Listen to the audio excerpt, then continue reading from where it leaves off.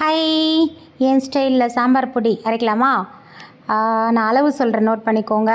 இது 1/2 கிலோ காஞ்ச மிளகா, 3/4 கிலோ தனியா. இதுதான் மெயின் அளவு. 1/2 கிலோ காஞ்ச மிளகா எடுத்துக்கோங்க, 3/4 கிலோ தனியா. இதுக்கு மேல் சாமான் எல்லாம் எடுத்துக்கணும். என்னென்ன சாமான்லாம் வேணும் எடுத்துக்கணும்னு சொல்கிறேன். ஒரு டம்ளர் அளவு எடுத்துட்டுருக்கேன், அவ்வளோதான். நார்மல் ஒரு டம்ளரில் எல்லா அளவும் எடுத்துக்க போகிறேன். உளுத்தம்பருப்பு, கடலைப்பருப்பு, துவரம்பருப்பு, இந்த 3 பருப்பும் நான் போடுவேன் சாம்பார் பொடிக்கு. இந்த டம்ளரில் அளவு எடுத்துட்டுருக்கேன். கடலைப்பருப்பு ஃபுல்லாக எடுத்துட்டுருக்கேன், ஒரு டம்ளர் ஃபுல்லாக கடலைப்பருப்பு. அதுக்கப்புறம் துவரம்பருப்பு எடுத்துட்டுருக்கேன், ஒரு டம்ளர் ஃபுல்லாக துவரம்பருப்பு. ஏன்னா இந்த பருப்பெல்லாம் தான் அவ்வளோ வாசனையாக இருக்கும் சாம்பாருக்கு, அவ்வளோ வாசனையாக இருக்கும் நம்ம சாம்பார் பண்ணும்போது. இதில் தான் மெயின் ரொம்ப முக்கியமான விஷயங்கள். துவரம்பருப்பு எடுத்துட்டாச்சு. அடுத்து உளுத்தம்பருப்பு எடுத்துக்க போகிறோம். உளுத்தம்பருப்பு ஃபுல்லாக எடுத்துக்கணுன்னு அவசியம் இல்லை, 3/4 டம்ளர் எடுத்துட்டா போகிறோம் உளுத்தம்பருப்பு. அவ்வளோதான், 3/4 டம்ளர் உளுத்தம்பருப்பு எடுத்துட்டாச்சு. ஸோ 3 பருப்பு எடுத்துட்டுருக்கேன். துவரம்பருப்பு, கடலைப்பருப்பு, உளுத்தம்பருப்பு எடுத்துட்டுருக்கேன். இன்னும் கொஞ்சம் சாமான்லாம் இருக்குது, அந்த சாமான் எல்லாமே இதே டம்ளர் அளவு தான். மிளகு 3/4 டம்ளர் எடுத்துட்டுருக்கேன்.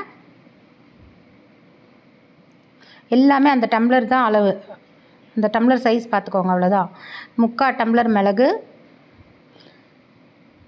அதே டம்ளரில் கடுகு எடுத்துட்டுருக்கேன், அதுவும் 3/4 டம்ளர், 1/2 டம்ளருக்கு மேலே கடுகு.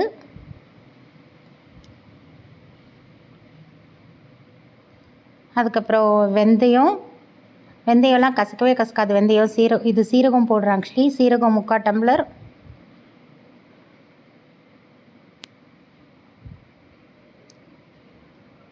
மஞ்சள் 100 கிராம். என்னதான் மஞ்சள் பொடி சாம்பார் பண்ணும்போது நம்ம தனியாக போட்டாலும், இந்த சாம்பார் பொடி அரைக்கும் போது போட்டால் கமன்னு வாசனையாக இருக்கும், வரலி மஞ்சள் போட்டோன்னா. அதுக்கப்புறம் வெந்தயம் 3/4 டம்ளர்.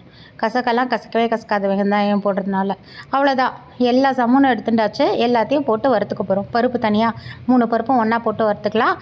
மற்ற சாமான்லாம் தனியாக எடுத்து வச்சுட்டுருக்கேன்ல, மிளகு, சீரகம், வெந்தயம், அதுக்கப்புறம் வேறு என்ன போட்டேன், இதெல்லாம் எல்லாத்தையும், கடுகு, மஞ்சள், இதெல்லாம் தனியாக போட்டால் வறுத்துக்கலாம். இது தனியாக வறுத்து எடுத்துக்கலாம். பருப்பெல்லாம் தனியாக வறுத்து எடுத்துக்கலாம். அப்புறம் மிளகா தனியாகவும் வறுத்து எடுத்துக்கலாம். யூஸ்வலாக நான் சாம்பார் பொடி வறுத்து தான் பண்ணுவேன், வெயிலில் காய வச்சு பண்ண மாட்டேன். எனக்கு பிடிக்காது. ஏன்னா சாம்பார் கமன்னு வாசனையாக வறுத்தா தான் எனக்கு அந்த வாசனை வர மாதிரி ஒரு ஃபீல் இருக்கும். நல்லா இது எல்லாத்தையும் வறுத்து மிஷினில் கொடுத்து அரைச்சின்ட்டா சாம்பார் பொடி ரெடி. அவ்வளோதான், செம்ம சூப்பராக இருக்கும். கம்மன்னு வெத்த குழம்புக்கும் இதே பொடியே போடலாம், தனியாக எந்த பொடியும் தேவையே இல்லை இதுக்கு. அவ்வளோதான், மிளகா தனியாகவும் வறுத்துட்டாச்சு, மிஷினில் கொடுத்து அரைச்சின்னு வந்தாச்சு, ரெடி.